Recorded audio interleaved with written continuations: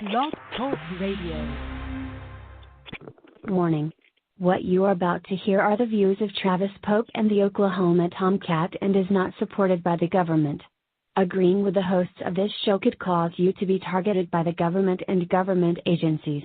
You have been warned.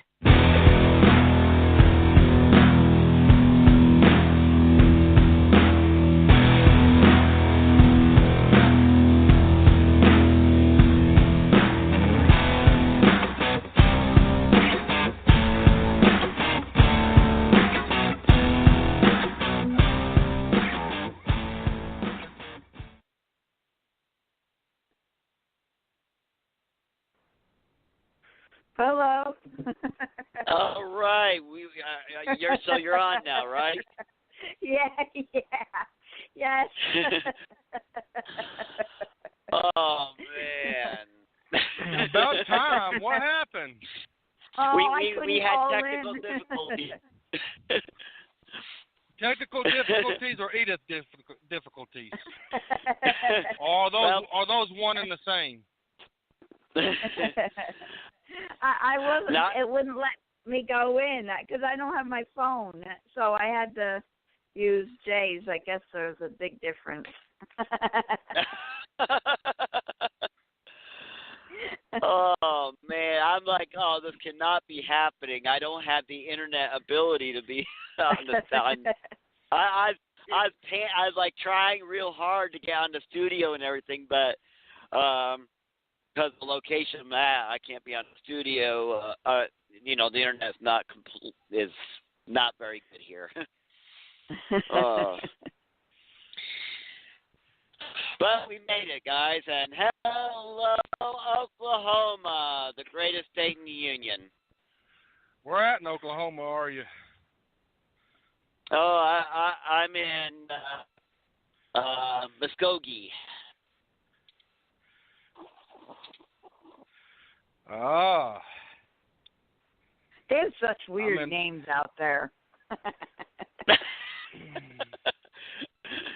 You have a problem with Native American names there, Mr. Producer? No, I'm just saying. I think she does.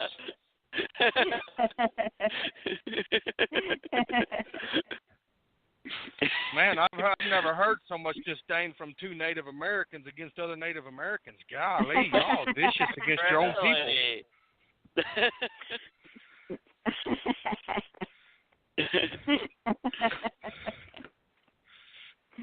kind of a.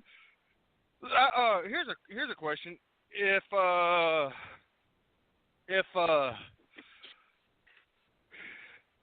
a Cherokee hates a Navajo, is that racist? Because it's Cherokee and Navajo, two different race.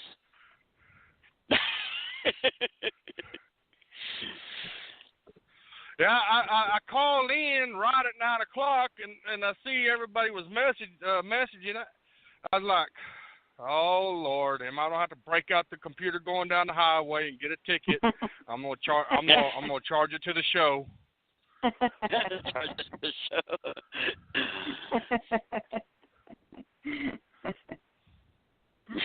Yeah, I didn't know why it wouldn't let me call in. It was weird.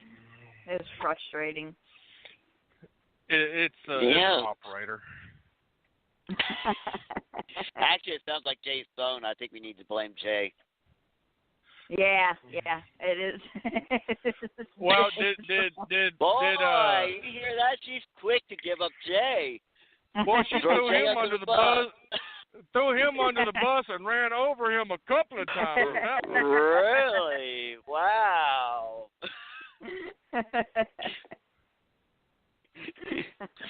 I'm just saying, you know what it is? I'm overworked. You're overworked? Yeah. Here's the real thing.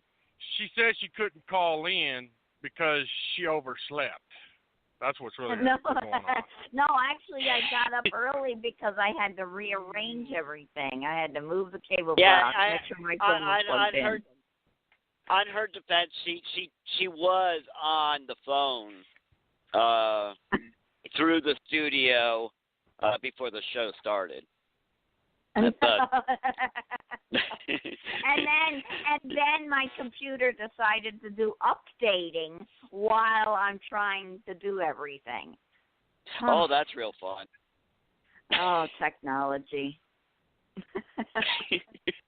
and here we helped you out with technology by making you Miss Producer. I know. I'm like, somebody hates me this morning. I'm not quite sure who it is. Oh, while we were on the phone, I was like, come on, please give me enough internet to be able to get on the studio.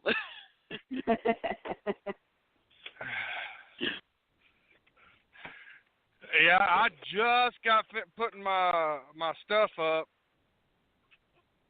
from strapping this load down, and just get in the truck about right at 9 o'clock to pick up the phone and call, and then I see everybody's panicking. Yep, we were. Yeah, and then you try calling me while I'm trying to bring up the studio, and I'm like, oh, Travis, stop me, I'm not in the studio.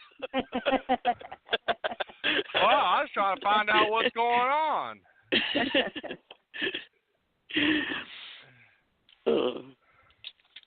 But we made it. That's because we adapt and overcome, because you guys have someone who was in the military and learned that theory, and who is great, and who makes this show great, and who can make any situation great. Oh, my goodness. Really? And I can't even find my blow-up button. Jay's phone must be good. Well, there he is. He's got the Obama phone. Oh, so she's completely doing this on the phone today, huh? I got his. Yep, she's doing it completely on the phone. Oh, here we go. Very good.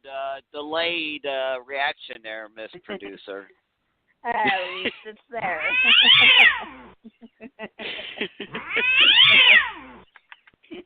Oh, my phone does it twice. Okay. Yeah, my studio just popped up now. Now it pops up.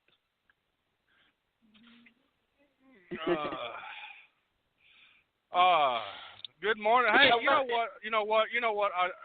Good morning, Oklahoma. I'm in OKC today.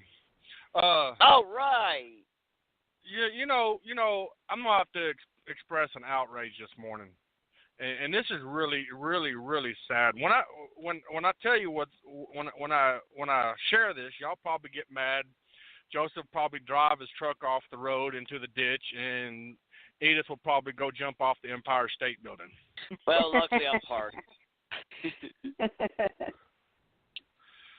So, did you hear you heard about the cop shooting the guy in his own apartment because she supposedly mistaken the apartment was hers, right? No, what story are you talking about? Oh, wow, God, man, I tell y'all what, I see and hear everything.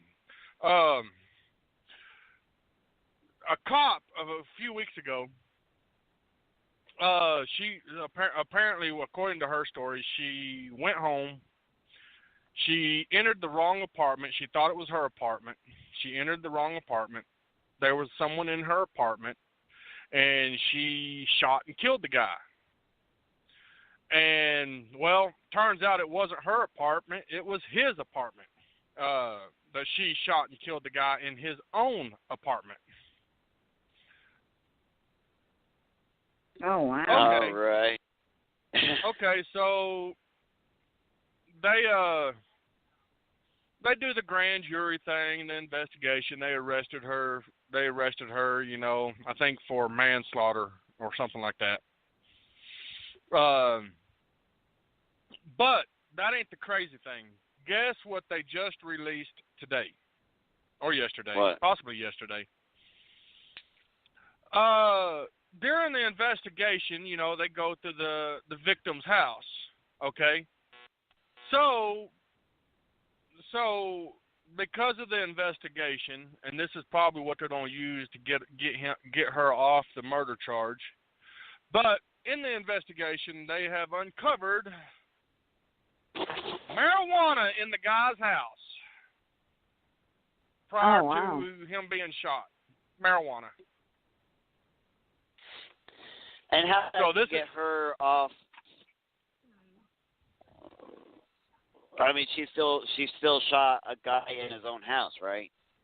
Yeah, well, you know what they're going to do. They don't now that why they even released it? Why are you even investigating his freaking house?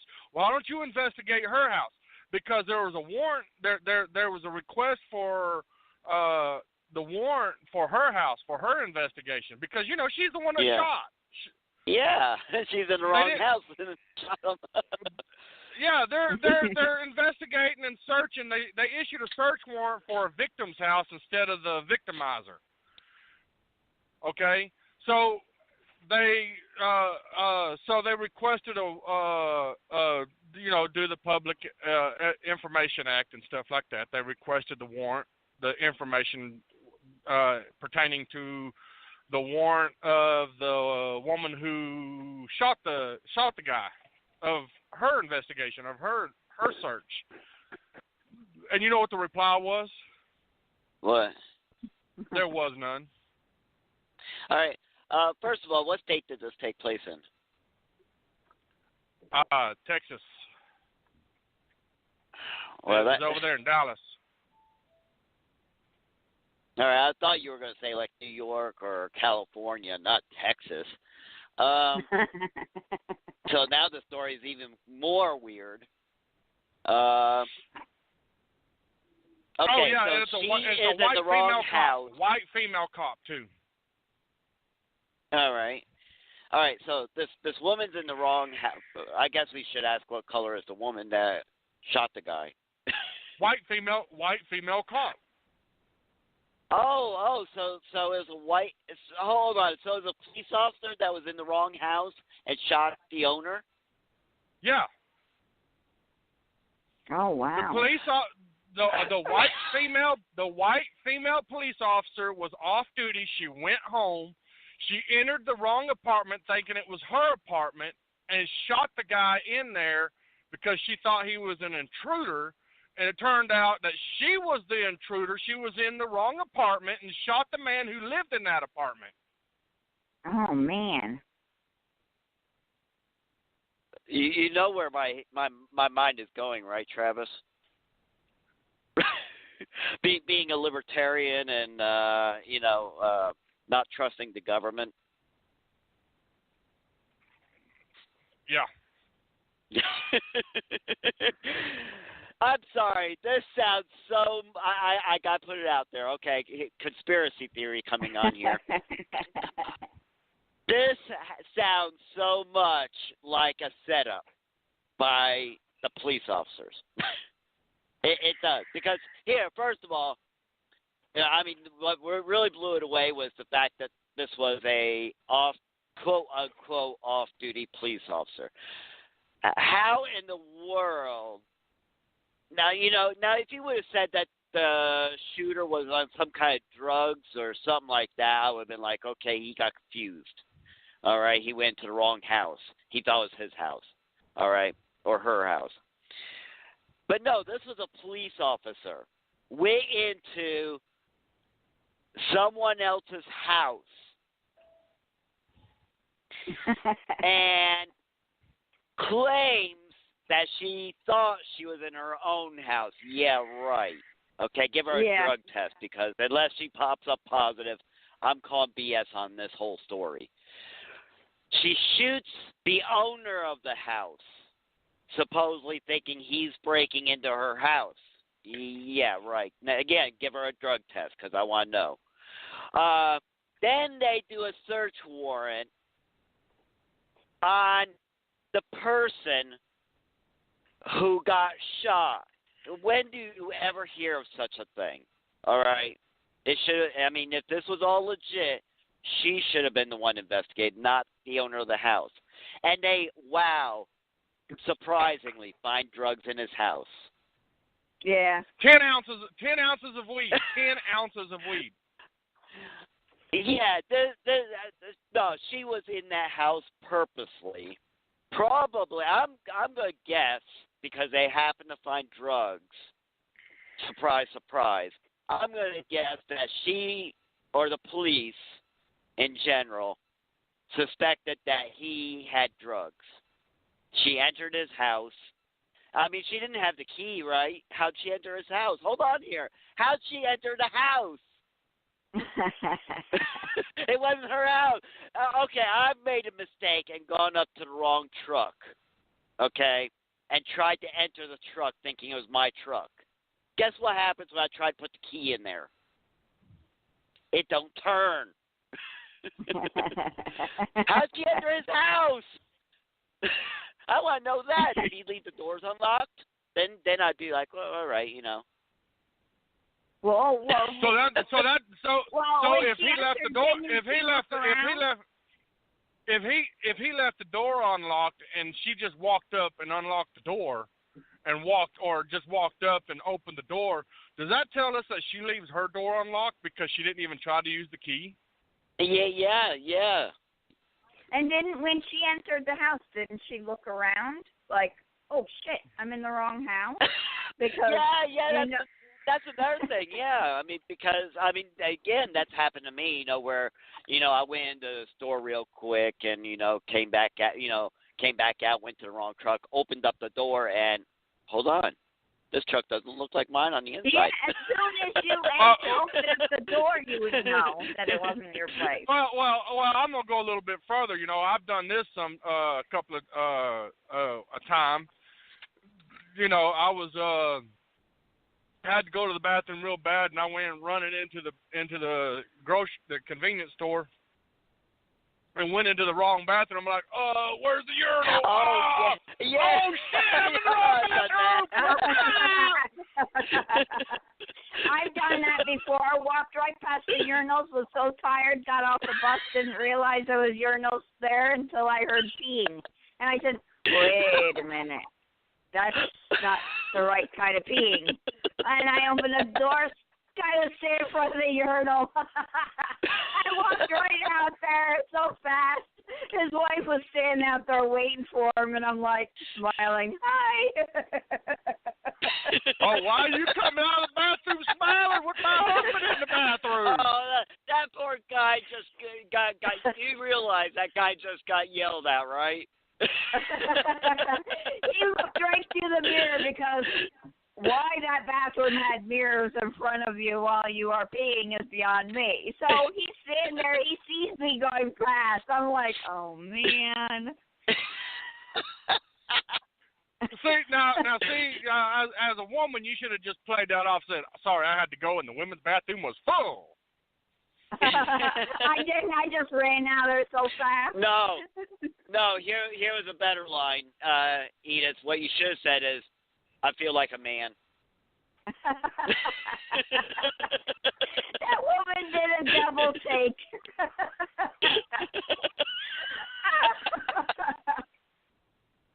Yeah, you should have automatically put some bass in your voice and said, "How you doing, sir?" How's it hanging?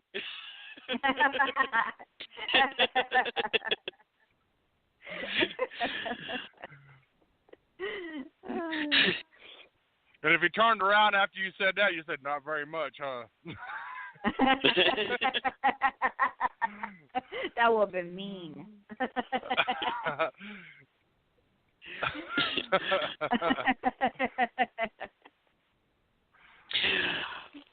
Well, there is something that he could have used on. Well, no, this is New York, so no, he couldn't have used on you, or his wife could have used on you if she got mad enough, and that was a taser. She could have shocked you. Yeah. Yeah. Yeah. But you're lucky. But that's the story right now. That's the big story, and they're organizing protests and all this other stuff because the woman is only being charged with manslaughter instead of murder. I'm shocked that she's getting charged for anything, because I do believe this is an inside job.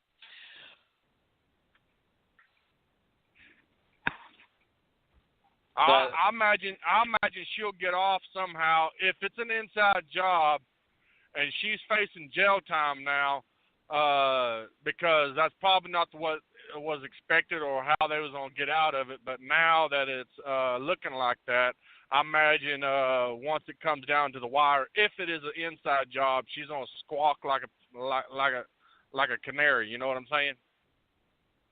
Yeah. Because she's facing real jail time, and her life and career is over. So if it's an inside job, I expect her to be a songbird pretty soon.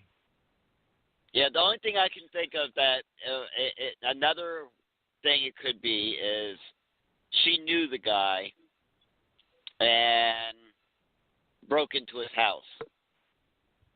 You know. Yeah. Well, he probably sold her some bad weed. You know, it was probably a weed deal gone bad. Yep, or something like that. You know. But it'll be interesting to see how in the world did she, get in his house thinking it was her house. That would be curious to find out. But before we go on break here, let me talk real quick about truckersdefense.com, truckers-defense.com. Whether you are hesitant about shooting anyone in self-defense, or whether you do carry but want to also have a less lethal way to take down someone if your life is not immediately at threat, such as a knife fight or something like that, or whether you are doing a job where at a job like a truck driver where you have to travel from state to state and can't carry. The best alternative in self-defense is a taser. A taser allows you to defend yourself at a distance, 15 feet, so that the person who is about to attack you does not even get close to you. And also, the person that gets hit with the taser doesn't die. In fact, from what I've been told, now I've never been tased myself, and I do not wish to try it out. Oh, you gonna try it out? No. But from what I understand, you don't even feel any pain from the electricity when you're tased. So the person doesn't even feel any pain other than the darts going in them, and they're probably going to hurt if they fall. I don't know. I don't know who said that, because I've known plenty of people that have got it, and they said it hurts like mad. Yeah, I watched a video by a professional self-defense a guy who did get tased, and he said that that you don't feel any pain. From what I've been told, a stun gun puts out pain, but the taser doesn't.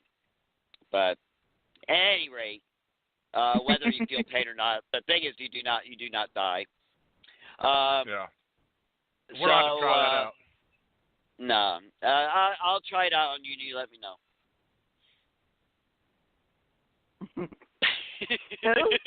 Silent. Hey, Mr. Producer could be our volunteer. Hey, Mr. Producer, come on down to Oklahoma or Texas, and we'll try it out, because we can't try it out up there. That means I'm safe. I'm in safe zone. now all of a sudden she is not for New York allowing tasers or stun guns. But go to truckers-defense.com and check out all their self-defense items. They have stun guns, they have tasers, a great place to go. That's truckers-defense.com. We'll be back after these messages.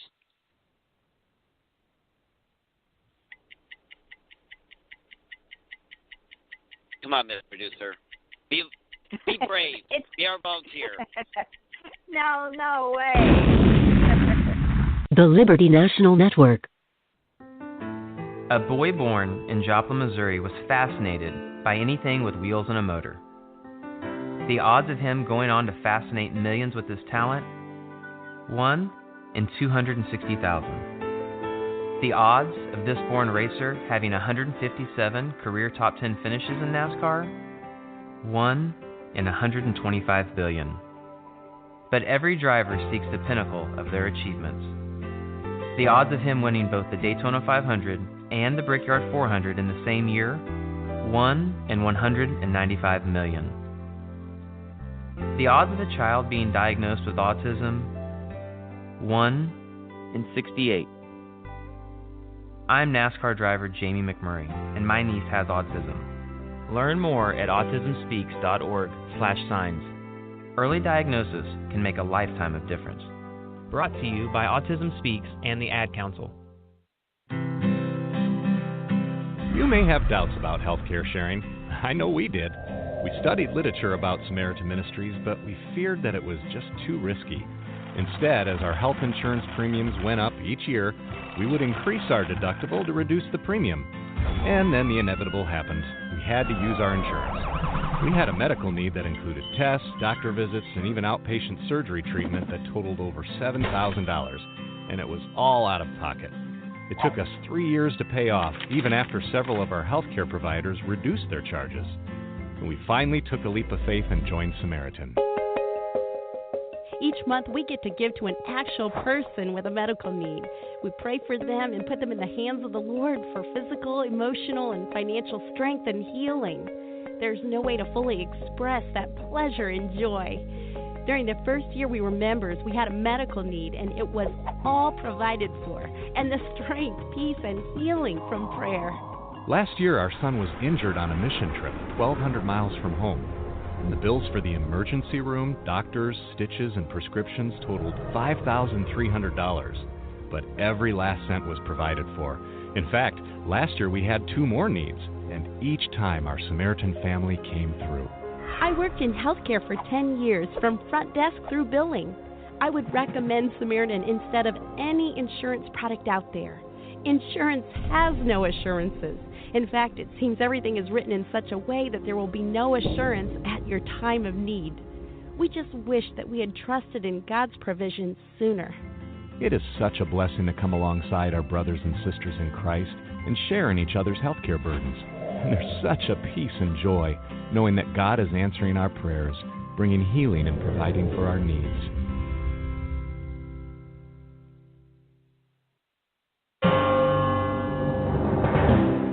Hi, I'm Eric, a student at Hillsdale College. Here is President of Hillsdale College, Dr. Larry Arnn, on natural rights versus entitlements. America was founded on the idea that human beings are born with natural rights, such as the rights to life, liberty, and property. A person who holds this view of rights makes no demands on others except that they respect those rights. Today, however, many Americans talk about rights to a college education, state-of-the-art medical care, and even birth control pills. These are rights understood as entitlements, and a person who holds this view of rights, far from making no demands on other people, is making claims on other people's money and resources. This understanding of rights not only sets citizens against each other, but it undermines the whole idea of natural rights. This Constitution Minute was brought to you by Hillsdale College. To receive a free pocket Constitution and Declaration, go to constitutionminute.com. Miss Producer is also known as Miss Giggles. You are listening to Political TNT on the Liberty National Network. If you want to be part of the show, dial 914-338-1906 and then press 1.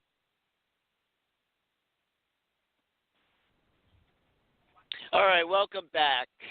While we're on the topic of people getting shot, there was a shooting at a college in southern Nevada, and a professor was shot, apparently in the bathroom, while he was in the bathroom. Yeah, what happened was the professor was found outside of the bathroom with a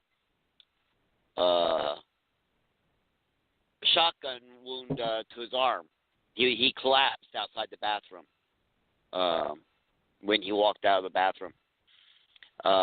When police arrived, they found his name is Mark Bird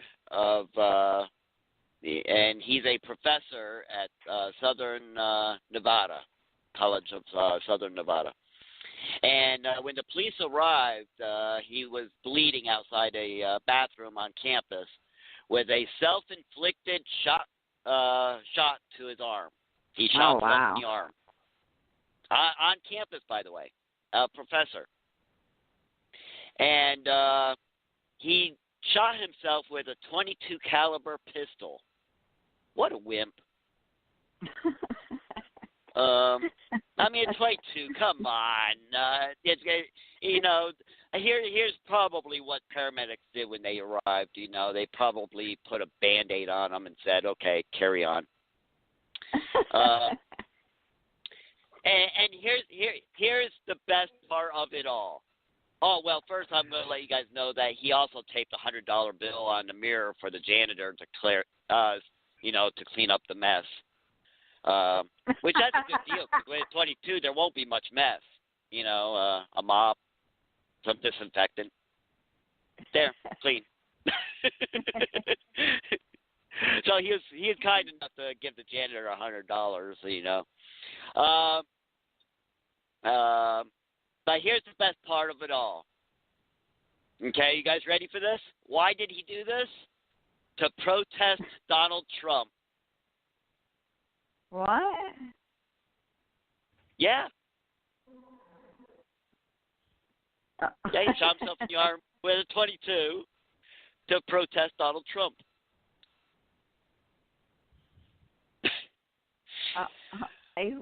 What's that mean? What was he protesting? That he can Donald be an Trump. idiot and shoot himself? Donald Trump. That's it. Donald Trump.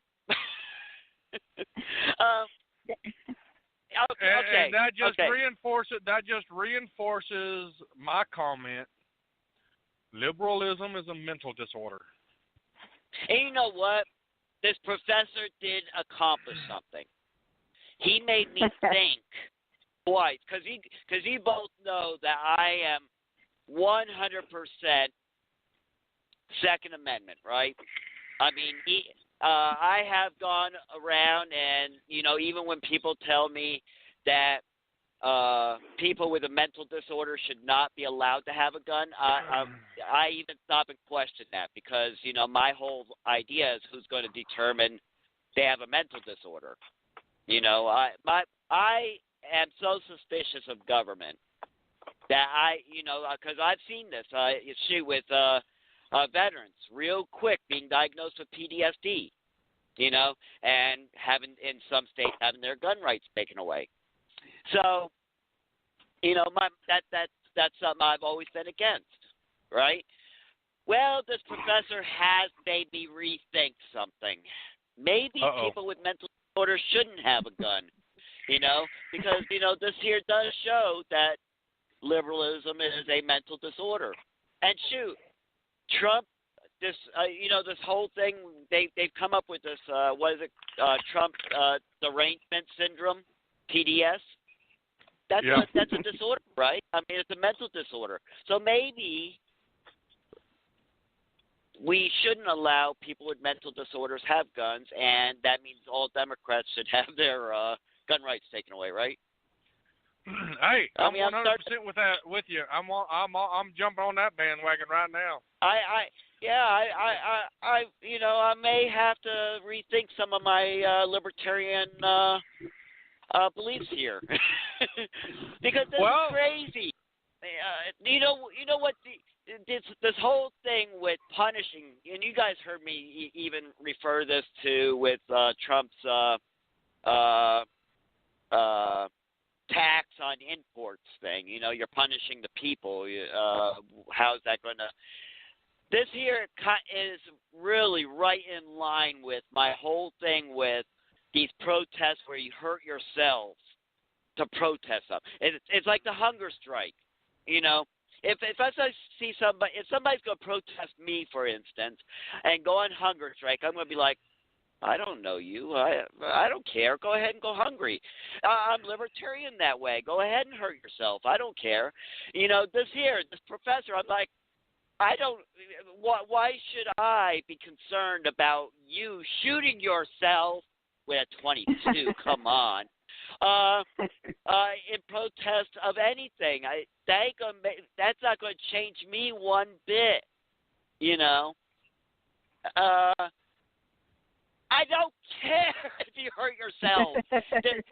This type of protest can only work one way with me, and only one way. There is a way this type of protest would affect, and that is if someone I personally know and love hurts themselves.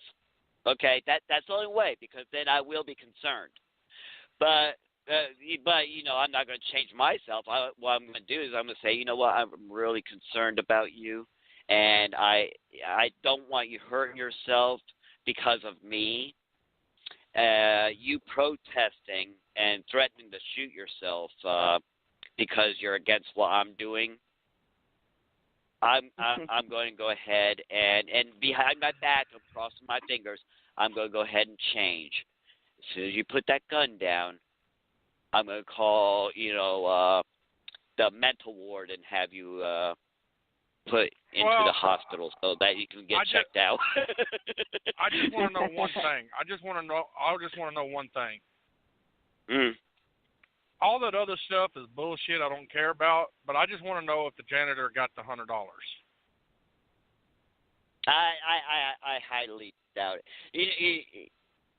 I'm kind of shocked at something with that $100 thing, because that is kind of the focus here, you know, because I'm like, you two, let's say this happened in your school and you guys are in high school, and you see this guy stumbling out of the bathroom, you know, with the gunshot wound. You find out self-inflicted. You go in that bathroom and you see that $100. How long is that $100 going to stay on that mirror? Not very long.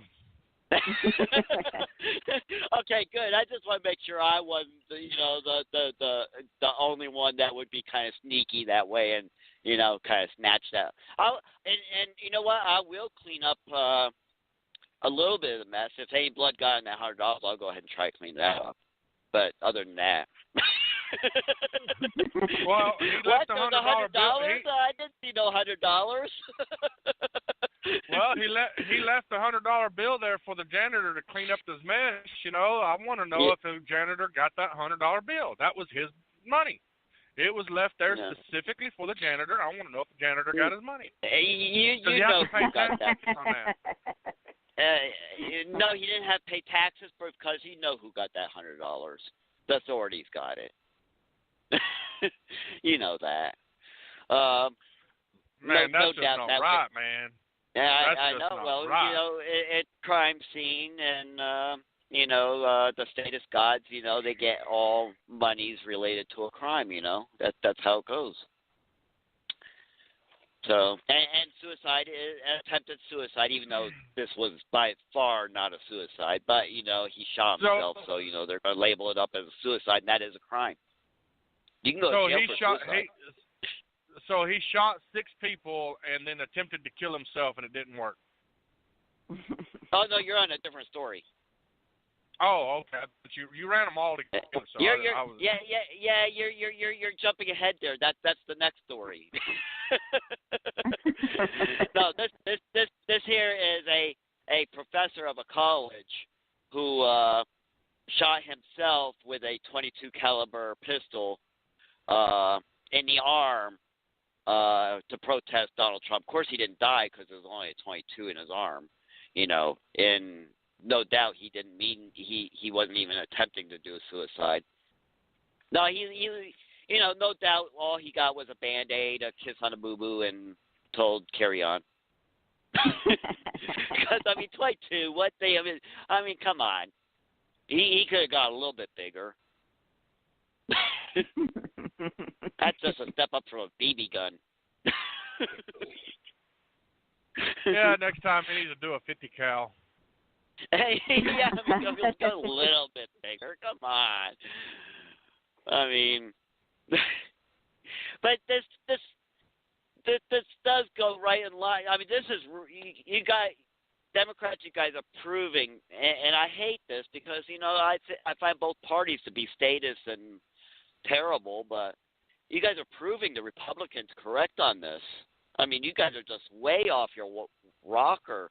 I mean, did you ever see any story like this, Travis? I mean, when Obama was in office, of Republicans doing it, doing stuff like this, doing the crying, the wailing, the shooting yourself in the arm. No. Is our producer actually on the computer, or is she doing it from her phone? No, I'm on the computer. All right, find that cut. I think it's cut 1 protest. I mean, this right here will tell you that the liberals are if she can find it. What is it called? I think it says cut 1 protesters. Oh, yep. I mean, we all know that they're lunatic. I mean, listen to this. Dun dun dun dun dun dun dun dun dun dun dun dun dun. I don't hear anything. Neither way. Oh. There it is. Oh, there we go.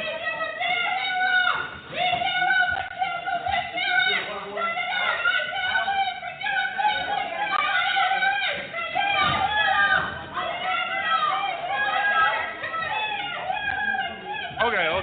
Shut up, Banshee. That's enough. We get the point. Sounds like a bunch of cats. My ears are bleeding. Yeah, that's from the Kavanaugh hearings. I mean, come on, you can really tell these people there's something wrong in their ticker up there, man.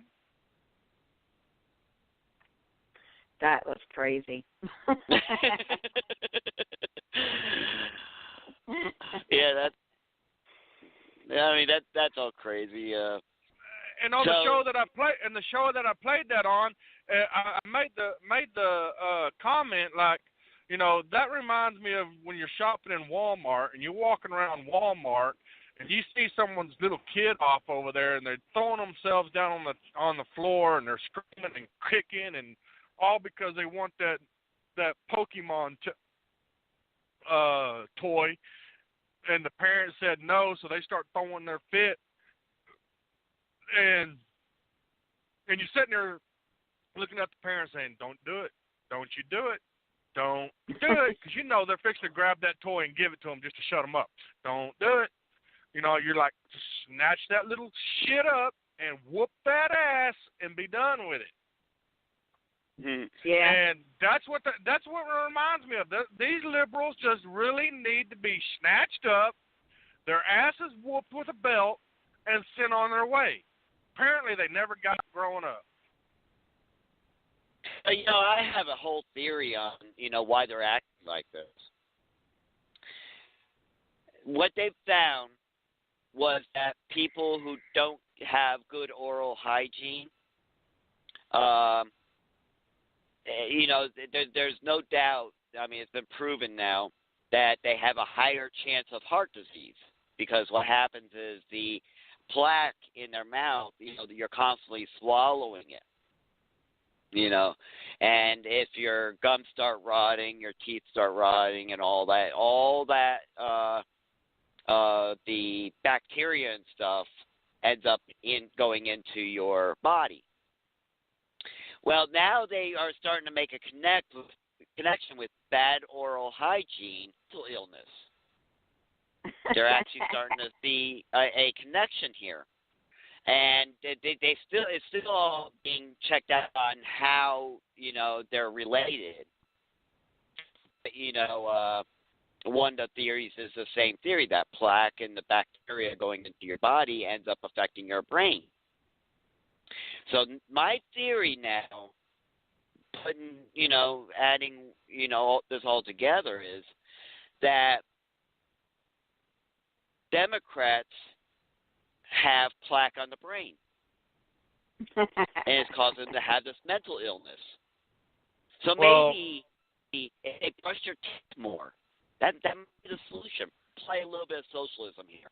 Give them all a toothbrush and toothpaste.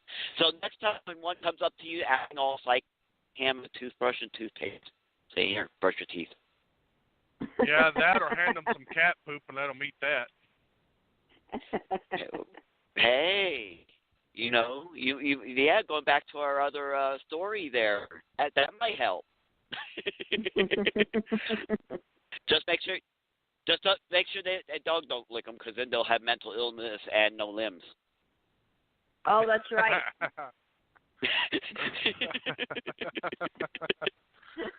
God, we have too much fun on here laughing at liberals. Yeah, I know. That's what makes this show so much fun. You know, if we only had Republicans to pick on, we'd have a pretty much a boring show, because while they make decisions based on their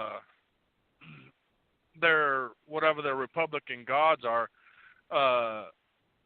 they overall are just straight up freaking boring. I mean, they don't do none of this stuff that liberals do. And so it's easier to make liberals as a target because they're funny to laugh at. Yeah, no, actually the only thing that makes Republicans entertaining, which is something I said even before Trump was elected, while he was out campaigning and stuff, I've made the statement. The only thing that's making Republicans fun right now is the fact that Trump does make things a lot more exciting. That's really the only thing, because like you said, Republicans generally are more boring. I mean, look at Bush when Bush was in office. He was making a lot of bad decisions and stuff like that, but he never actually did anything or said anything that was really like downright idiotic. In fact, he never really confronted any of the attacks against him. I mean, they are pretty much boring. So we know Trump isn't a Republican, though. He ain't a true Republican. That's why he's entertaining. Right. Yeah, that's true. And plus, he's from New York. You know how New Yorkers do get confrontational and pretty much say whatever's on their mind without even thinking. Yeah, we do. Yeah. But sitting around and what would that make me from? Because I'm from Texas and I just do exactly what you say. Yeah, that's true. Yeah, I'm very I'm more confrontational than you, because I'll argue with you at the time while I'm arguing with you. You're a wannabe New Yorker, Travis. Yeah, there it is. There it is. That's it. You need to be blown up there, Miss Producer.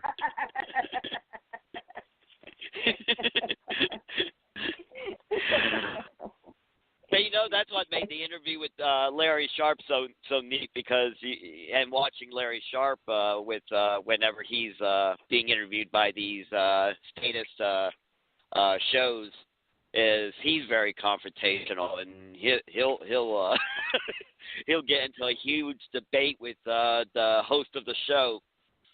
Yeah. See, like let's take this for instance. I've seen many videos of liberals attacking Trump supporters that have that hat on, the "Make America Great" hat. Oh yeah, hat. Yeah. And the Republicans or the Trump supporters just sit there like, oh, I can't believe he did that. And I'm sitting here like, you know what? I'm gonna go get me a Trump hat, because I want someone to do that to me, because I'm gonna slap the dog snot out of them. I want them to do that to me. I'm not going to sit there like, I can't believe he just did that. I'm going like, oh, yeah, baby. Don't call the cops. Don't call them. I'm fixing to deal with this myself. and I'll use Castado's what Castado said to you one time. That's very libertarian of you.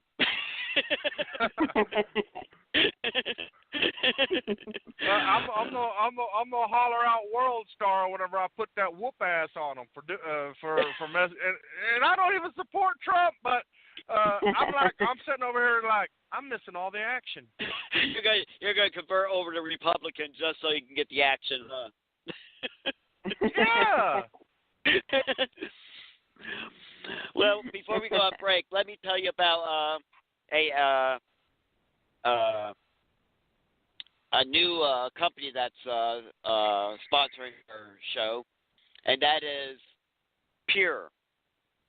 One of the products that I noticed on there, I'm still going through all their products and stuff. They got a number of health products, and I'm still going through them.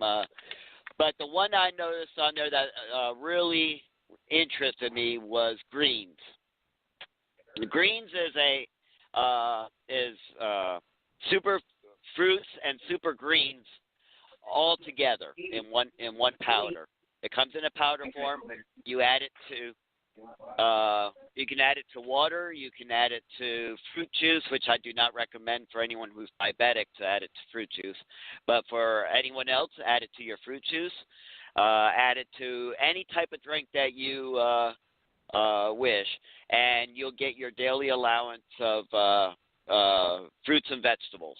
Thing is that it doesn't contain any added sugar. What it does contain to help it sweeten, because let me tell you guys something.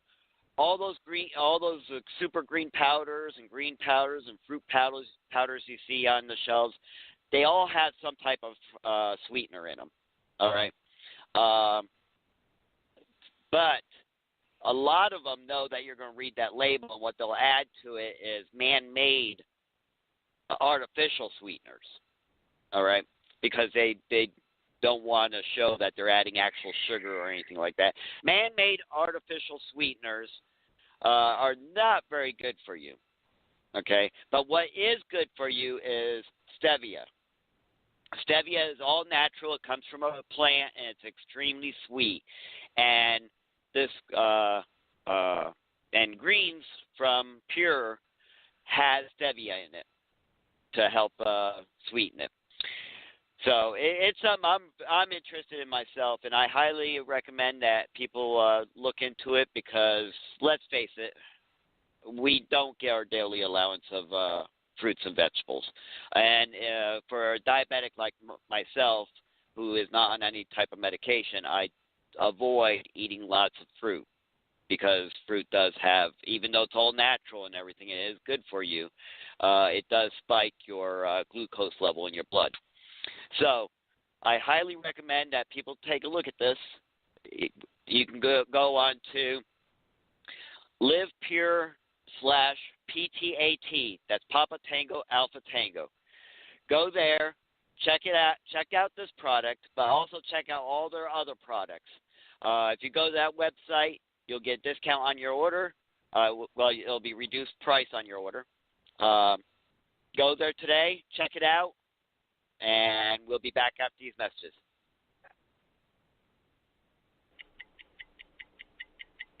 We already know Miss Producer needs to order some because she admitted she don't get enough vegetables. The Liberty National Network. Let's go inside the mind of a 10-year-old. I should have worn those earrings today. I like those earrings. Gabby has those awesome earrings. I need to ask her where she got those, but that's just what she would want me to do. I'll have Michaela ask her for me. Buckle up, Sarah. Yeah, but then Michaela will be like, why don't you just ask her yourself? That's just like Michaela. Sarah, buckle up. Michaela's such a great name. I wish I was called Michaela. There's like a dozen Sarahs in my class. Hey, we're not hitting the road until you buckle up, honey. Oh, yeah, seatbelt. I forget sometimes because my brain is, like, busy, you know? I wonder if there's pizza at school today. Sometimes it can be tough to get through to your kids, but it's not impossible. Always make sure they're wearing their seatbelts, even on short drives. Remember, you have the keys, you have the power. Never give up until they buckle up. A message from the National Highway Traffic Safety Administration and the Ad Council. Visit safercar.gov/kidsbuckleup for more information. Horses are non-threatening. They're a majestic, magnificent creature. We see guys that and gals find a great sense of inner peace and calmness as they start listening to the breathing of the horse, and they start grooming the horse, and they start being around the horse as much. Something magical starts happening with that connection that's hard to actually put into words, but it's palpable. You can feel it. You can feel that connection. My name is Sterling Buckles, and I was a Lance Corporal with 2nd Battalion, 1st Marines, and I was injured in Operation Iraqi Freedom. I was actually hit in the head by a sniper bullet that penetrated through my helmet and collapsed the right side of my skull, and it was just a blessing that I survived it and got medevaced right away to Baghdad, where there was an Army brain surgeon gave me brain surgery to take all the fragments of the skull out of my brain and then put in 2 titanium plates. Coming back, I was diagnosed pretty much right away with 100% PTSD, post-traumatic stress disorder. And so, to say the least, life has been really difficult. Horses for Heroes program has been a real blessing to my life, to where now I feel like I have more of a purpose. That's a big thing coming back, is you were so important while you were serving in the military that you come back and you don't feel like you really have a purpose anymore in life, or that you're really behind the other 20-something-year-old people that, you know, had done other choices with their lives. If I come down here and I feel really anxious and just filled with anxiety and nervous, and, you know, I spend a little bit of time with the horse, it seems like the horse calms me down and my anxiety level just starts to really drop. So you're not really caring about yourself the whole time, but you're caring about something else really kind of gives me you know, a good sense of accomplishment, and at the end of the day, you're tired, but it's a good tired. Hi, I'm Corinne, a student at Hillsdale College. Here is President of Hillsdale College, Dr. Larry Arnn, on the threat of bureaucratic despotism. One of the chief sponsors of the Dodd-Frank Finance Reform Bill called that legislation, quote, about as important as it gets, because it deals with every single aspect of our lives, end quote. And how does this legislation deal with every aspect of our lives? In the most unconstitutional way. It sets up a board called the Consumer Financial Protection Bureau, which has the power to regulate our economic transactions independently of both the President and Congress. In other words, permanent government employees are placed in charge of us beyond the control of those we elect, the control of we the people. This is a violation of the representative form of government, without which there can be no constitutional government. This Constitution Minute was brought to you by Hillsdale College. To receive a free pocket constitution and declaration, go to constitutionminute.com.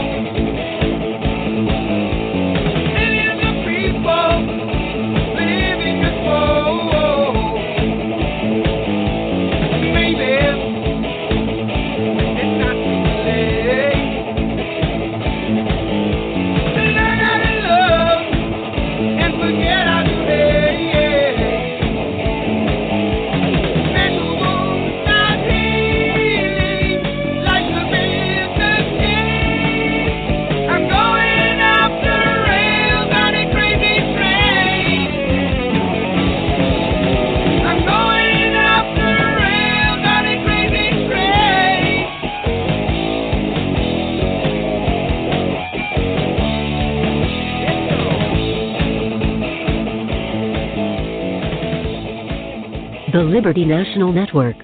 Travis Pope may sound like a big bad gorilla, but he is really a big cuddly teddy bear. You are listening to Political TNT on the Liberty National Network. If you want to be part of the show, dial 914-338-1906 and then press 1.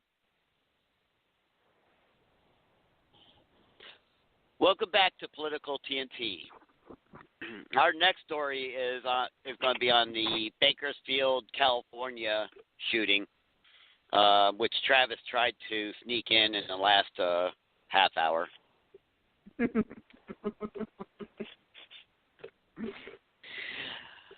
All right, this story here, very sad.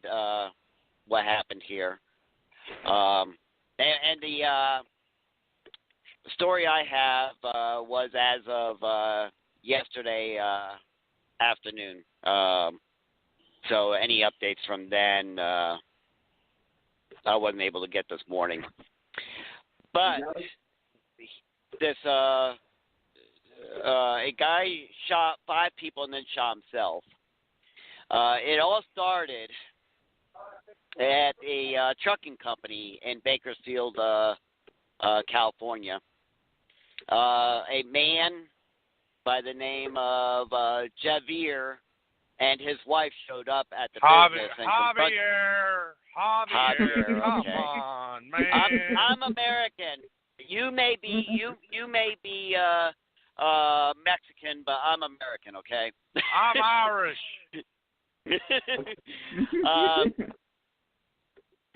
It has a J in it. It's Javier. I don't care what anyone says. It's Javier. It's just like Jose. Not Jose. It has a J, not an H. You need to go back to English. Actually, I'm sorry. It's Josie. English. Hold on right there. I call foul. That is not English, okay? J sounding like an H is not English. Get it straight. Learn English there, Travis. Learn English.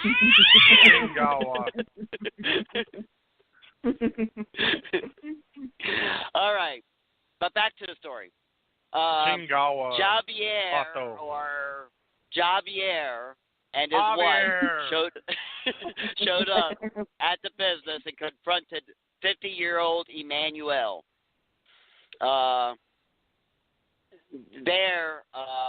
Javier then shot and killed Emmanuel.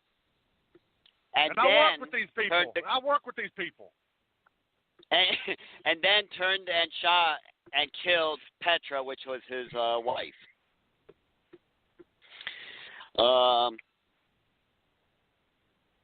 Then there was another man there who I'm trying to skip on down to that part. Yeah, there was another man that was there that ended up witnessing it. He chased that guy around and ended up shooting him at a place that was down the road from there. Then he went to a resident's house and shot all right, come on, Mexican-speaking person. Antonio. And his daughter, the 32-year-old daughter, Garcia. Then he hijacked a vehicle that had a woman and a child in it. They escaped the vehicle safely, and he drove that vehicle, and a deputy confronted him, and Javier turned the gun and shot himself in the chest. It all sounds like it stemmed from this divorce that him and his wife was getting. Let me guess. Him and his wife and Emmanuel were doing the boom, boom, boom, and the my thought. Yep, that's my thought. It's they were getting a divorce, and Emmanuel was her newfound boyfriend. Well, the trucking company I used to work for down in Woodville, Texas, there, my boss was, I was basically the number one driver because I was making all the money, man. I thought, I was like, oh yeah, man, I'm making all this money. I'm doing all the loads. I was working 3 or 4 days straight, no stopping, no rest, no sleep or anything like that. And I always thought that, the boss was just basically giving me all the loads since I've been with the company forever. No, the boss was at my house with my wife. Ooh. Yeah. I guess it was a fair trade-off because she wasn't that good anyways. But anyways, I didn't never feel like I needed to shoot up the trucking company or them. I just divorced her and threw her out of the house, her and her kid out of the house, and didn't even let them. I went home, started packing her stuff. She said, "What are you doing?" I said, "Get out of my house." She said, "No," and I said, "Well, let me tell you this." I said, everything in this house is in my name. I said, I will call and have all the electricity turned off. I won't buy no more groceries. Water will be turned off. Everything will be turned off because I'm leaving. I said, or you can get out because you ain't got a job. And so she packed up her stuff and stepped right outside the front door. Her clothes and his clothes, and that's all they left with. Didn't feel like I need to shoot anybody over it. That's something that I don't never understood with divorces and stuff like that. Because while this one here is way in extreme, I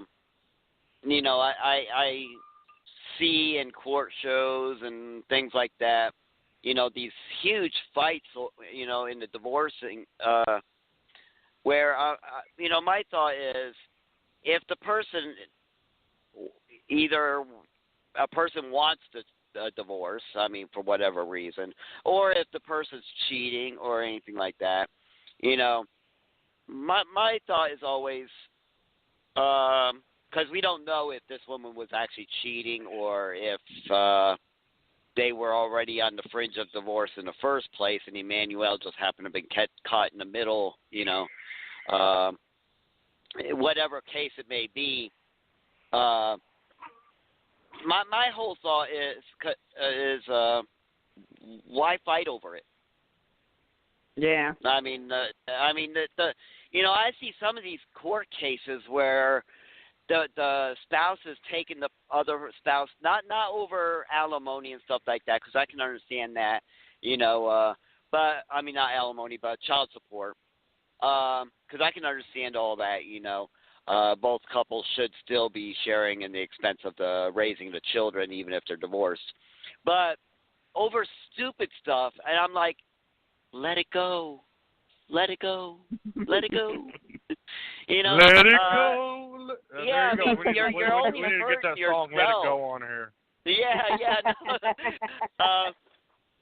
Because, you're only hurting yourself if you're hanging on to that relationship. It kind of reminds me of Edith Stalker there, and I kept on saying to her, why are you hanging on to the relationship? And this guy, he's shooting up everybody. Gee. I'm like, go. If that spouse is cheating on, first of all, let's go with the cheating part. If that spouse is cheating on you and you feel, and now I'm not talking about a one-time thing or things like that. Yeah, cheating is varies, and each person must determine themselves how bad it is. But let's say the spouse is, falling in love with someone else. Why you want to try hang on to them? Why you go shoot up everybody for it? Why you kill yourself over it? There is life after that, or after divorce. There is, believe it or not. There is. I don't know personally because I've never been through it, but I'm pretty sure you can go and start up a new life. And then and you know what? 9 times out of 10 will be a better life. yeah. Yeah, I mean, because that first love may have been the wrong love, right? I mean, you were probably young, you probably made a stupid mistake, and you didn't know what marriage was about, no less what love is about, and you probably made the wrong choice. Yeah. So your next, learn your lesson and go find someone better. Yeah. Oh yeah. For even today, I'm still stalked by my ex. And it's been almost 11 and a half years since I've been 11 years that I've been divorced from her, and she still stalks me to this day, and I'm like, go on, move on, leave me alone, go away. Yeah, I cannot understand that. So every now and then, if you see a post that I make about exes and stuff, I'm doing it because I know she's watching my Facebook. She still does. 11 years later, she still keeps up with what I'm doing. Like one of the posts, and how I know she does is one of the posts I made. I said, what do you say to your ex whenever she's bloody and limping through your front yard? Be still, I'm reloading. See, she messaged me. She goes, I find that offensive. I said, well, quit looking at my Facebook page.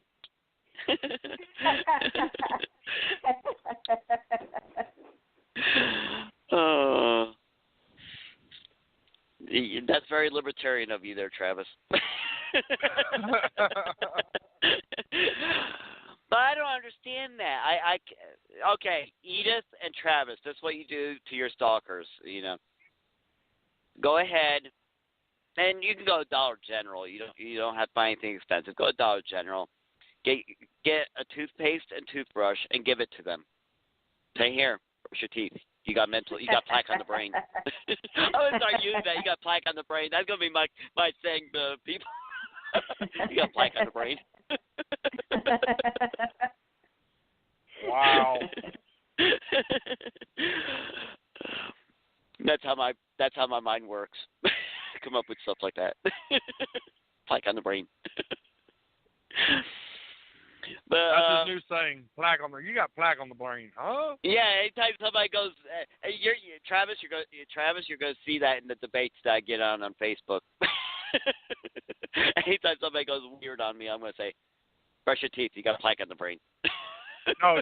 Just say you got plaque on the brain. That's all you say. Yeah. You got plaque on the brain. I make those memes. I'm going to make one up like that. I imagine our boss would love that after that little back and forth y'all had yesterday. Yeah. he says he told me that he loves that because I asked him, I go, you must love having two libertarians driving for you, and he goes, yes, I do.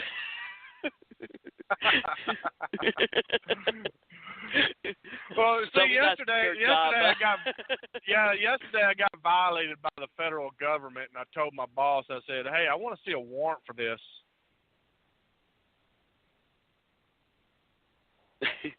Yeah, and you even asked him, are you being detained? Yeah. And he told the new driver and his wife that was sitting there.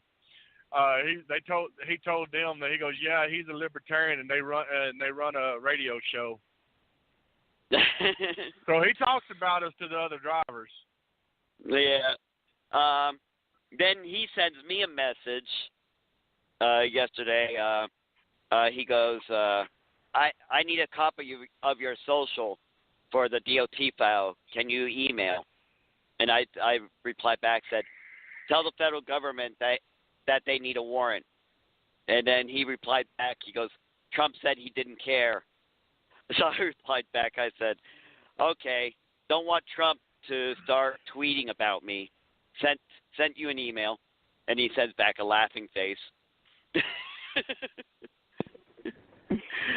it was after that. If you guys caught my meme I made a meme, a cartoon Trump on a computer, looking real angry and cursing, and I put on there,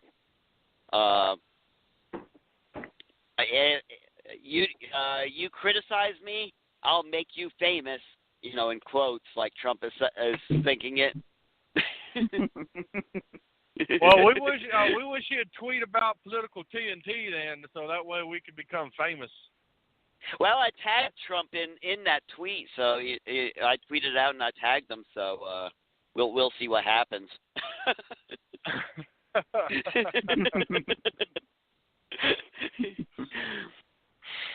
Hey, let me bring back up my folder here. If we're done with that one, because I did post quite a bit. Line up a bunch of stories. Let me ask you guys, I'm going to talk about a candidate that's running in Georgia.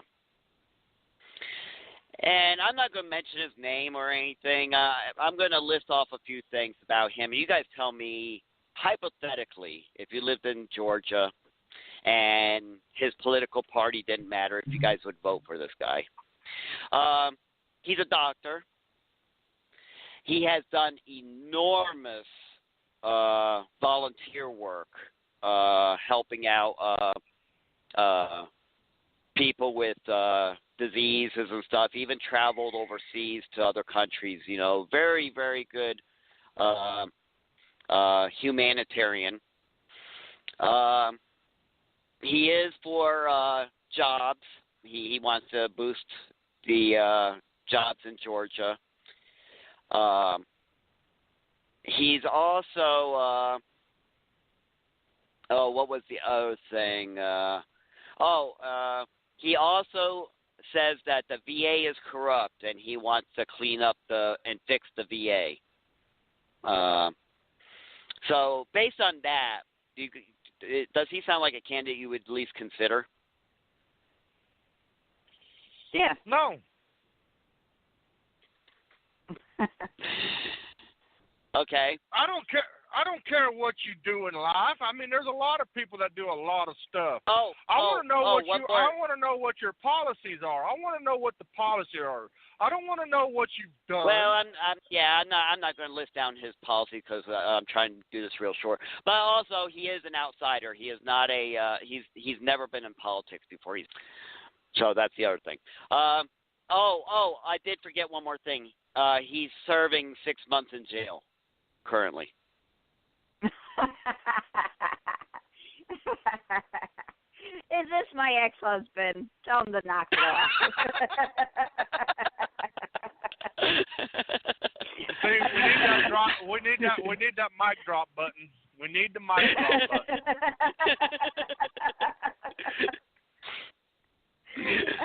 Yes, he is currently serving 6 months in jail for drinking under the influence. Driving under the influence. I'm sorry, drinking under influence. Driving under the influence. Well, normally when I drink, normally when I drink, I'm under the influence too. Yeah, no, no, he was pulled over and tested and everything, and he went to court and was found guilty. He's currently serving 6 months in jail, and he and 6 months probation after he's done serving his 6 months. He tried to get the judge. By the way, this is Steve. Oh, what's his name again?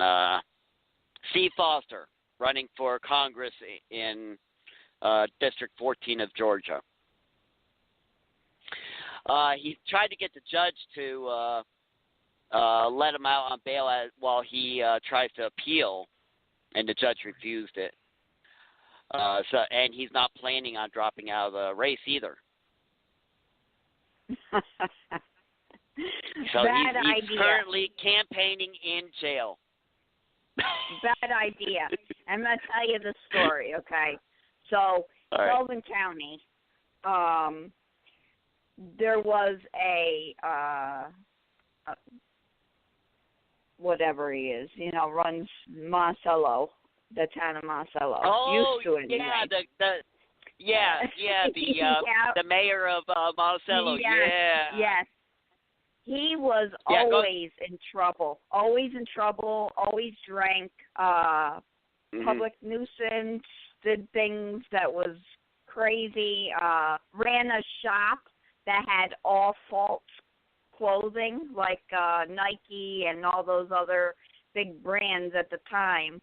They weren't even legit clothes. They were all, fake. Oh, man. Charging an arm and leg for them. And, oh, man. Yeah, he made something. national news. Yeah. He even videos of him throwing a huge fit inside the interrogation room. With he tore that room up. And he was sitting there saying that it's racism because he was black. Yep. I was like, OMG. In Monticello, no less. You can't be racist in Monticello. The whole town is black. You know what I mean? The whole county. Well, shoot. That guy was up there. Everybody's mixed anyway. That's what I'm saying. Like everybody accepts everybody in that area. Yeah. Yeah. It's like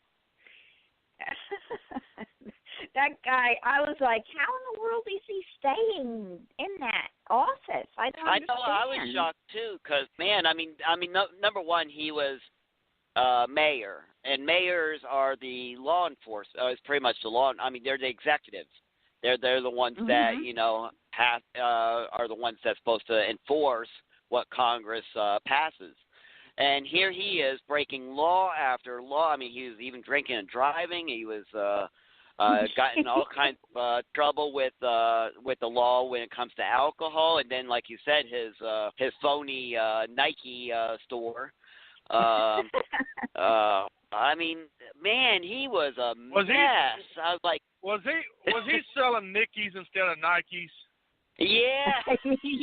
yes. They were. It was kind of like your fake Rolex and stuff like that. Well, these were fake name brand clothing. What they were. Yeah. Yep. And all Top's name too. Yep. Well, of course. If you're going to sell fake stuff, you don't want to sell fake. Oh my goodness. Judy used to buy there all the time for the kids. I went there once. Yeah. Says he got ripped off, huh? Yeah, because they're expensive. They were expensive. And they're cheap.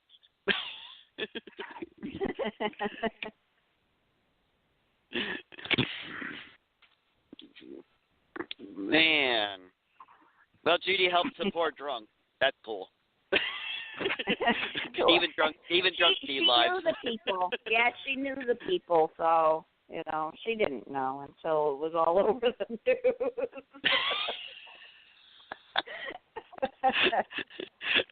Oh, they're such great people. Hold on, who's this on the news?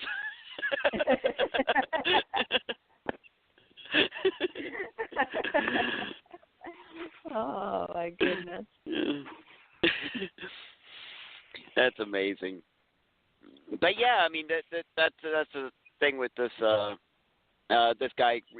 So he's campaigning out of jail. While he's in jail, making sure he get. I bet he's one of those that wants the people in jail to have the right to vote. Because I bet he's got a lot of supporters in there. Well, as far as I know, you can't vote in Georgia if you have a felon. Nope. Oh, nope. Jeez. But now I know. They can But you can run for office while in jail. What a crazy world. Because he's still on the ballot, and he's refusing to drop out of the race. So Georgia's got a lot of choices. They can reelect the person who's currently the congressman, or they can vote somebody who has DUI record and been in jail. Well, we oh my got to gosh. We'll be right back.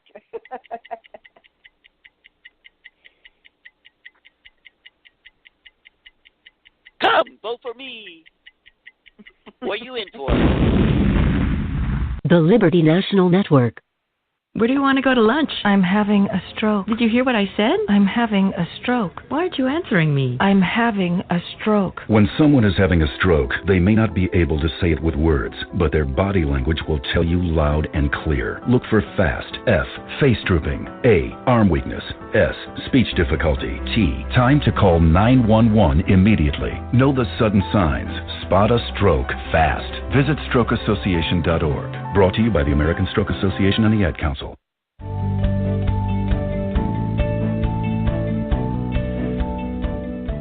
The oldest existing human that we know of is the 5,300-year-old body of a man, frozen in ice, that was uncovered by climbers in the Italian Alps in 1991. His name is Ötzi, the Iceman, and aside from being extremely well preserved, he was remarkable for another reason: the 61 tattoos that adorned his body. For as long as we've been on the planet, humankind has marked their bodies to commemorate important events, imply meaning, or signify value. Everything from a sailor's inscription of a lost lover's name to the tribal markings of indigenous peoples denoting a ceremony or achievement reminds us that using permanent markings can be one of the clearest ways to show what's meaningful to us. As it turns out, we aren't the only ones who do this. God does too. Listen to this powerful verse in Isaiah. See, I have engraved you on the palms of my hands. That verse is part of a passage where God reminds his people that he has not forgotten them, even during an extended period of captivity.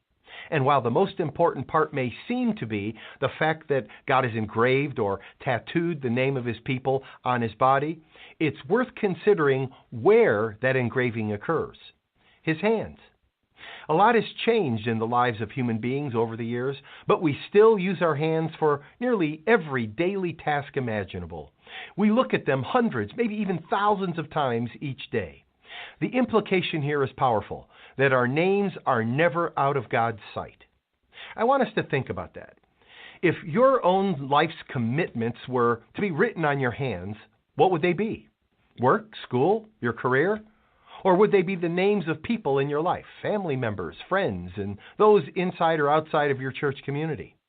It's often easy to lose sight of what matters amidst the hustle and bustle of our lives, but I think this verse and the principle it embodies ought to be a powerful reminder to all of us of two things: to put first things first in our lives, and remind us of our Heavenly Father's love for us.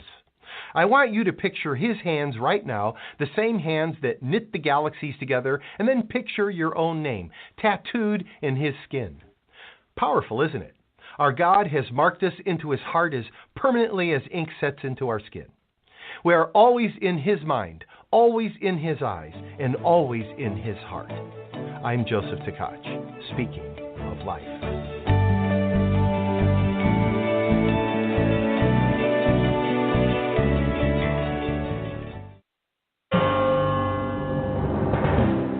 Hi, I'm Joy, a student at Hillsdale College. Here is President of Hillsdale College, Dr. Larry Arnn, on why the Constitution limits government. James Madison writes in Federalist 51 that men are not angels. Their passions and self-interest often get the better of their reason and sense of justice. So we need government in order to protect our rights against those who would take them away. But for the same reason, Madison writes, government must be limited, because people in government have passions and interests too. Many Americans today forget this, supposing that we can do away with constitutional limits on government Supposing that the unelected bureaucrats being put in charge of our health care, for example, will rule as if they are angels. If Madison was correct about human nature, this is foolish and dangerous. This Constitution Minute was brought to you by Hillsdale College. To receive a free pocket Constitution and Declaration, go to constitutionminute.com. The Oklahoma Tomcat thinks he is a big tough cat, but he is actually as harmless as a kitten. You are listening to Political TNT on the Liberty National Network. If you want to be part of the show, dial 914-338-1906 and then press 1. And as everyone probably is aware of now, the big story is the hurricane that, from what I last saw, it hit this morning, didn't it, Travis? Yeah. Yeah.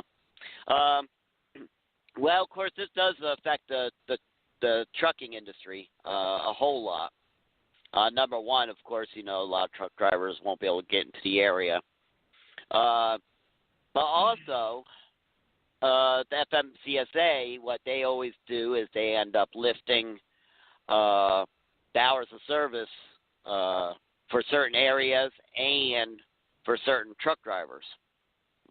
Of course, we know if you're hauling for FEMA, you're going to be exempt from the hours of service laws. I wish our boss would get on that FEMA stuff so that way we can get out of the hours of service until it's over with. I mean, come on, man. I want to do some FEMA runs.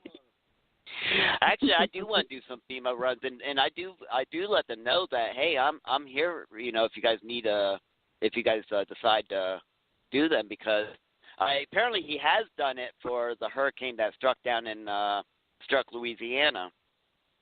By the last several hurricanes, he hasn't done it. But I don't want to do it because exemption from the hour of service law. I want to do it because, from what I know, the pay is good. Yeah, because I'll go drop this load and hook up to a FEMA load, and I'll be there tomorrow. That's how I'll do it. But also, I'm the type of person, I love action. I love being in the scene of things. So, for me, going into those areas and helping people out would be just, it would be great. I would love it. You probably get to tase some people too, because some of them get plumb dumb stupid out there. Yeah. But the exemptions that, as far as the state exemptions that the federal DOT has put in place, they go from New York all the way down to Florida, all along the coastline, and they include also Tennessee and Kentucky in that. If you're in those areas and you're now to get those exemptions, you have to be directly helping out in with the hurricane relief.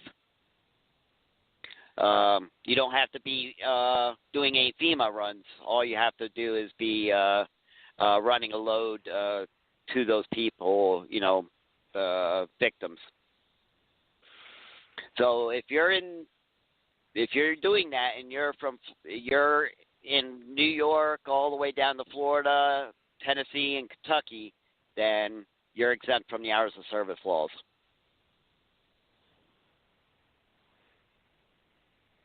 But also you want to make sure you understand the traffic flow too. You don't want to get yourself in trouble by here's a good indicator that you might be not following the traffic flow, because some of the highways, they've actually flipped around so that they only go in one direction. If a car's coming right at you, you're not in the flow. That's exactly what I was about to say. If you see a vehicle coming straight at you, you might be going the wrong direction.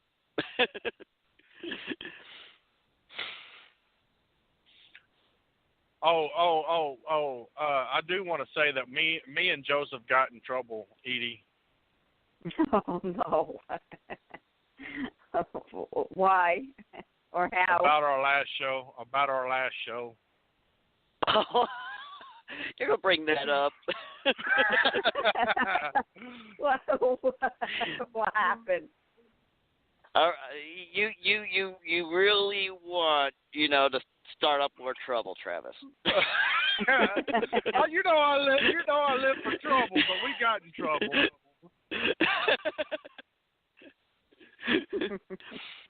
I'll just leave it there. Me and Oklahoma Tomcat got in trouble. See, now you got Miss Producer and all of our listeners curious now, except for one listener will not be curious. That one listener is going to know. She's probably not listening today. I'm always you never know.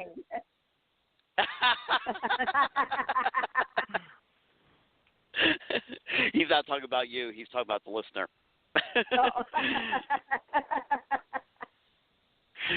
That just proves I didn't listen.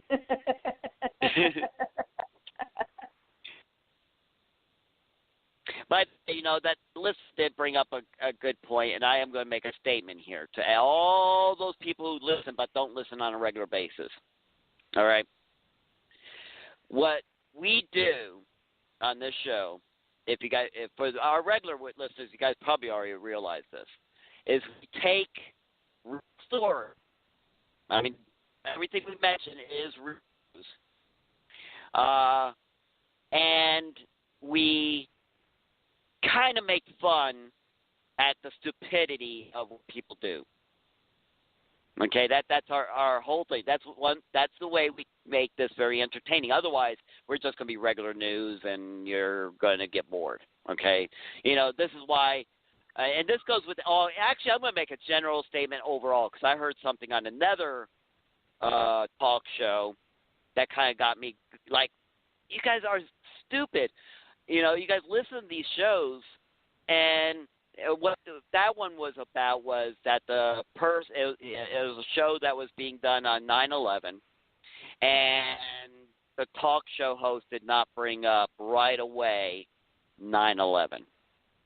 All right, and he also did not bring up he did not talk about the hurricane, which hasn't even struck the United States yet.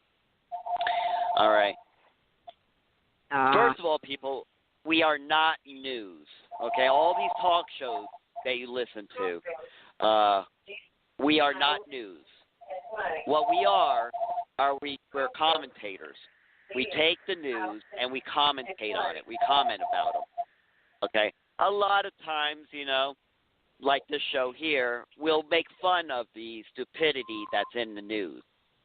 All right, so when we talk about certain things, first of all, we take what's going on in society currently and the way society perceives things, okay, and we make fun of it. Yeah, exactly. Times, throughout history, things have changed. What something means now is not what it means back then. That is not what it originally meant. Okay, we'll take what people are using, how people are using it now, like racism, for instance. All right, racism is so broad now, and it's so stupid the way people are using it, and that's what we're making fun of. We're not making fun of actual racism, what it originally was really meant. Okay, I'm 100% against racism. Okay, but when people make stupid comment, you call something stupid racist, then I'm going to make fun of that. Because you're being stupid. Yeah, and you should like be made fun peanut of. butter. Like they said, peanut butter is white privilege. Well, I'm going to make fun of you because nothing about peanut butter is about white privilege. Yeah, exactly. Environmentalism.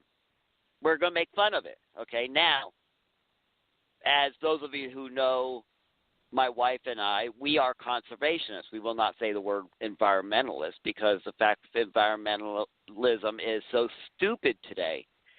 I never realized, Travis and Edith, that the President of the United States has control over the weather.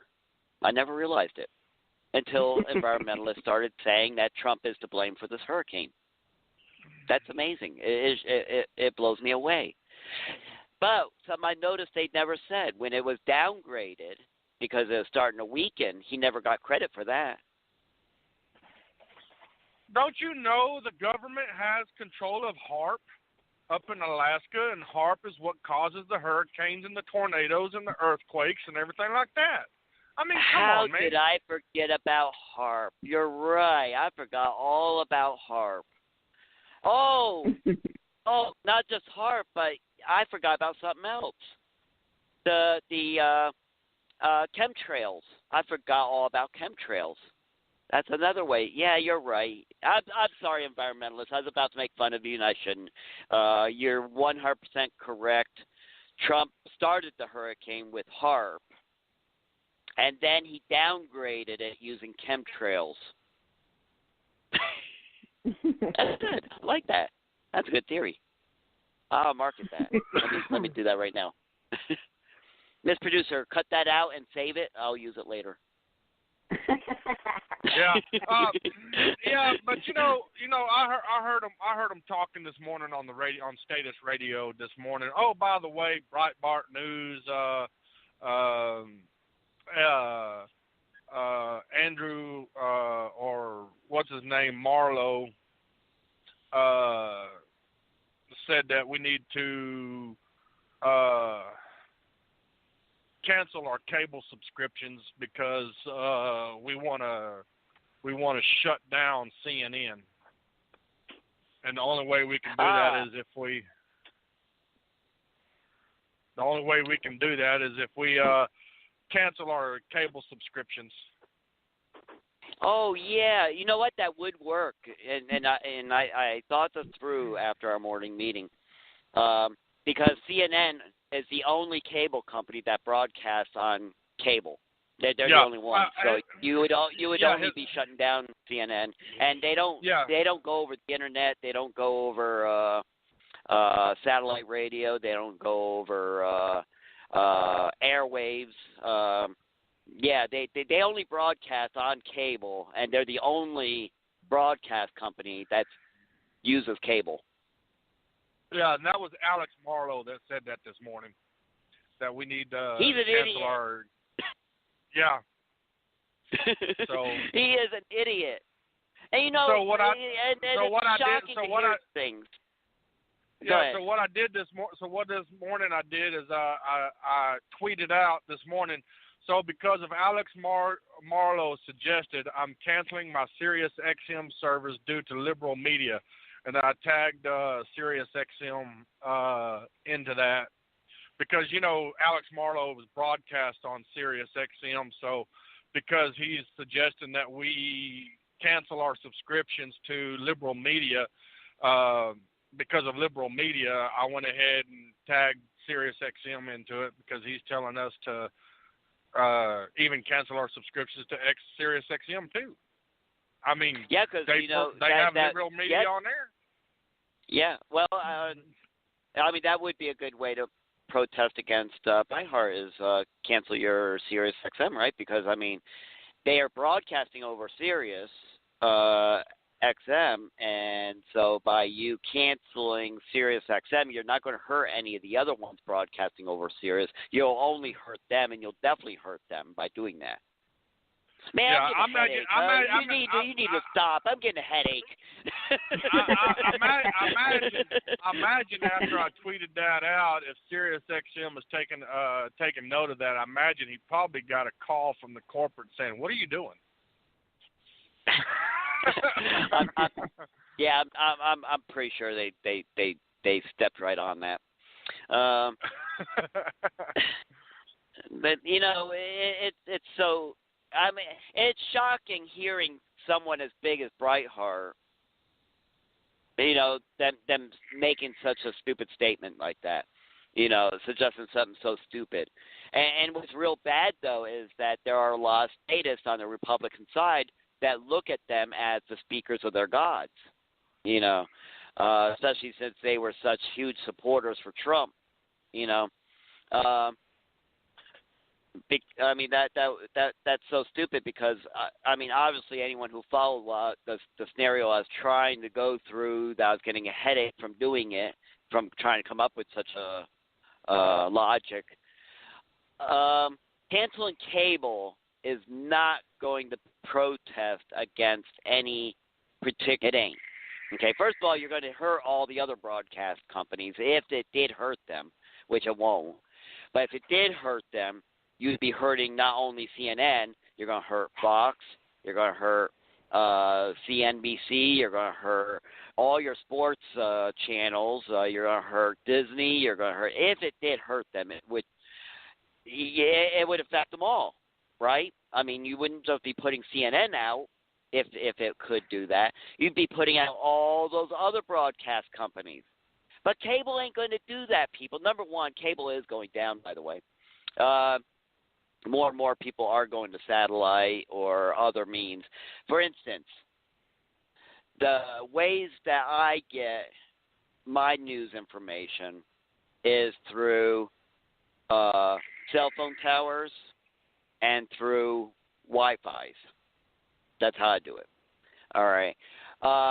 There on the truck there, Travis, you use, as you've mentioned, satellite because the Sirius XM is satellite. And you also use cell phone towers and Wi-Fi's, right? Yeah. Now, how about at your house? You probably do use cable at your house, huh? Well, the only thing I have at my house is Wi-Fi. Well, it's cable Wi-Fi, but it's broadband cable that's connected to Wi-Fi box. Okay. And our TV is all internet TV, so we don't subscribe to the TV portion of cable. We just subscribe to the internet service of it. Okay. Yeah, I want to do that. It's cheaper. Yeah.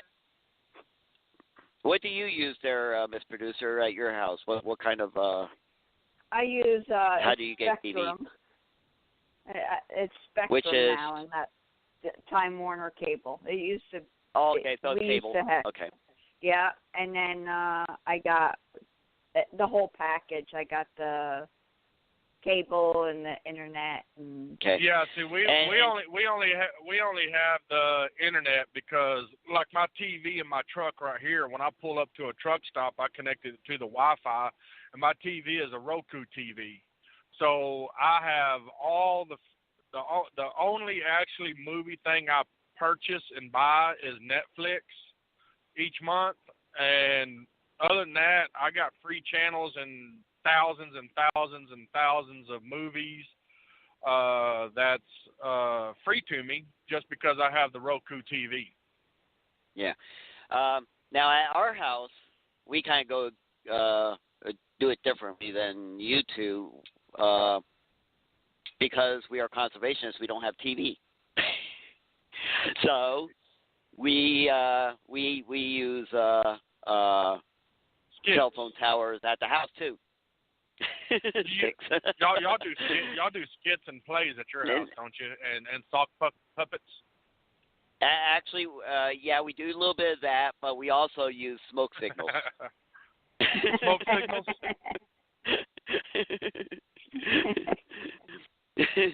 That's how we get our news information at the house. Smoke signals. We look to the sky for another family to put off smoke signals of what's going on in the world. Works good. Get a lot of updated information. It only takes the speed of light to be able to see the smoke signal.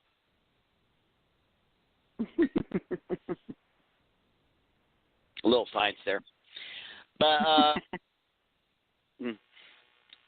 yeah, on this. So what Braveheart did, you two need to cancel your cable subscription, okay? That way, so CNN can go out of business. I'm sure they'll go out of business within thousands of years. On this hurricane, really, people need to be careful in that area. If it hasn't hit your area and you can still get out, I would get out. And after it's all done, let's see what Trump does to help the area, because statists are going to look for that. Did we lose Travis? Yeah. I was waiting for his reply. I guess I'm not going to get it.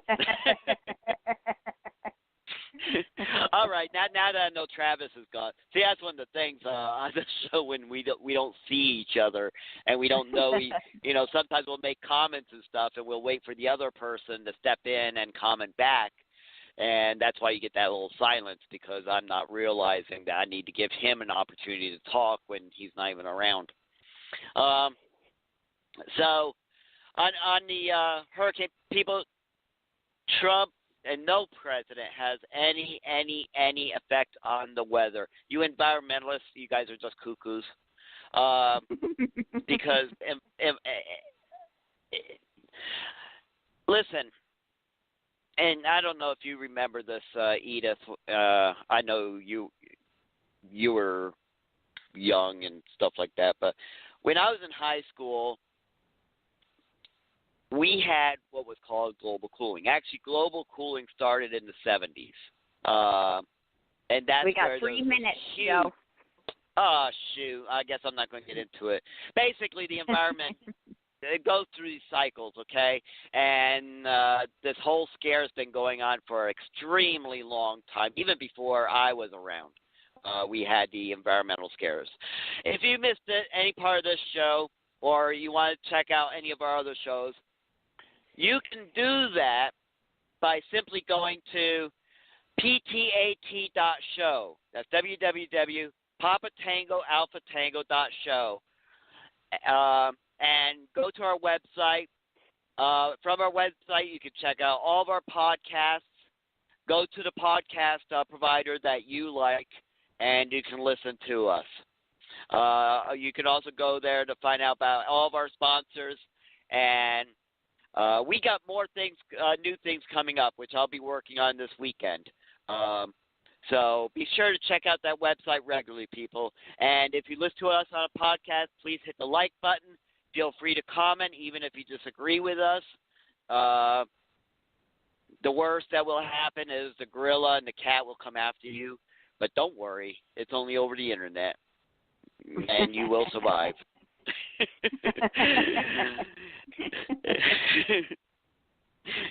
You'll be in your safe space. Just turn off the computer and hide.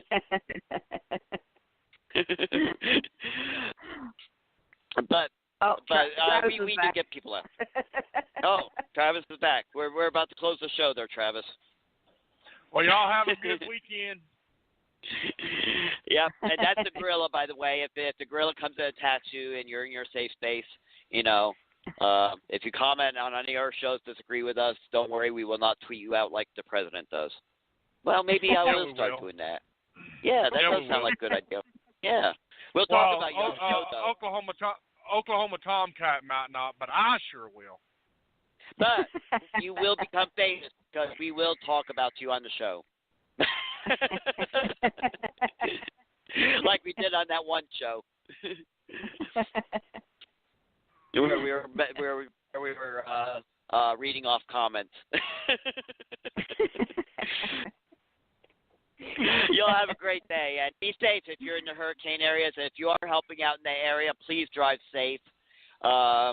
Remember, these winds and these floods can take out a tractor trailer. All right, so be safe. Bye, everyone. Bye-bye.